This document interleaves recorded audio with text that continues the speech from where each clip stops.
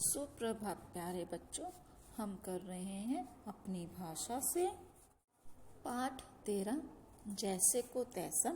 यह एक नाटक है जो स्टेज पे किया जा रहा है, जिसमें एक हल्कू नाम का लकड़हारा और रतन नाम का नाई होता है। जो रतन है वो हल्कू से सारी लकड़ियां ले लेता है और उसको पैसे भी नहीं देता।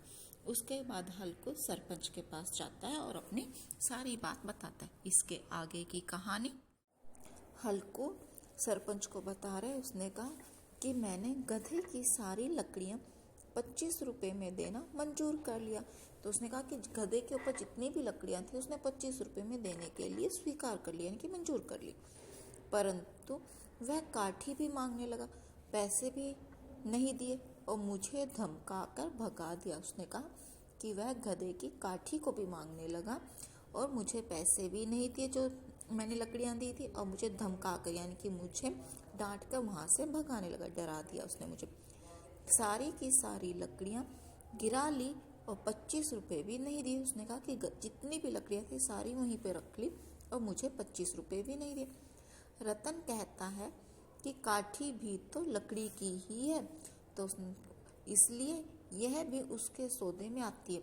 तो हल्कू सरपंच को सारी बात बता रहे, वो कह रहे कि रतन कहने लगा कि जो गधे की काठी थी, यानी कि गधे के ऊपर जो काठी रखी थी जिसके ऊपर सामान रखते हैं, वह भी तो लकड़ी की है, तो वह भी उसके सौदे में, यानी कि जो उन्होंने आपस में बात करी थी उसमें आती है।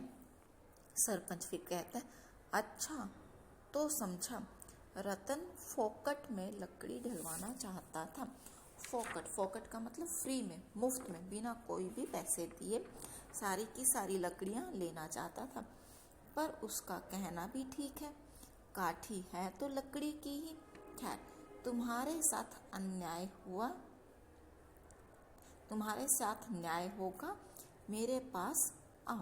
तो जो सरपंच है वो कहता है कि वैसे रतन ठीक ही कह रहा है, जो काठी थी वो भी तो लकड़ी के, पर तुम्हारे साथ गलत हुआ है, अन्याय हुआ है, तो तुम्हारे साथ न्याय यानी कि तुम्हें इंसाफ जरूर मिलेगा। आओ मेरे पास आओ।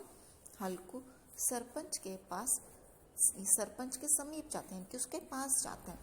सरपंच उसके कान में कुछ कहता है, फिर सरपंच उसके कान में कोई बात बोलता है और फिर हल्कू चला जाता है और उसके बाद हल्कू वहां से चला जाता है। तीसरा दृश्य यानी कि स्टेज के ऊपर थर्ड सीन आता है। स्थान यानी कि जगह कौन सी है? रतन हेयर कटिंग सैलून, जो रतन की दुकान थी वो, उसका सीन आता है। हल्कू बोलता है, रतन भाई नमस्कार, नमस्ते करता है। नमस्कार का मतलब, रतन नमस्कार भाई कैसे आए हो? तो रतन भी कहता है, नमस्कार भाई कैसे आए तुम यहाँ पे? हल्कू बोलता है, हजामत बनवानी है। हजामत का मतलब कटिंग करवानी है उसको। वो क्या कहता है, हल्कू रतन को क्या कह रहा है कि उसे हजामत बनवानी है, कि उसको बाल कटवाने हैं।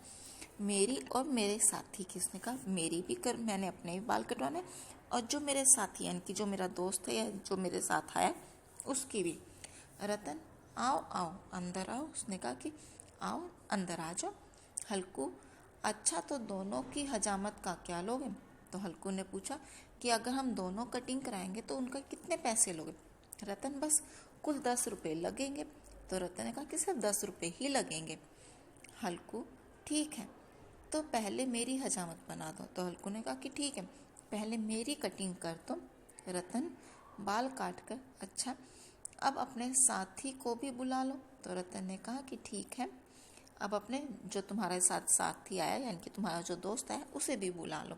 हल्कू, मैं अभी लाता हूँ। उसने कहा मैं अभी लेके आता हूँ। हल्कू गधे की रस्सी पकड़े हुए दुकान के अंदर आता है। जो हल्कू है वो गधे को रस्सी से बांध के दुकान के अंदर आता है।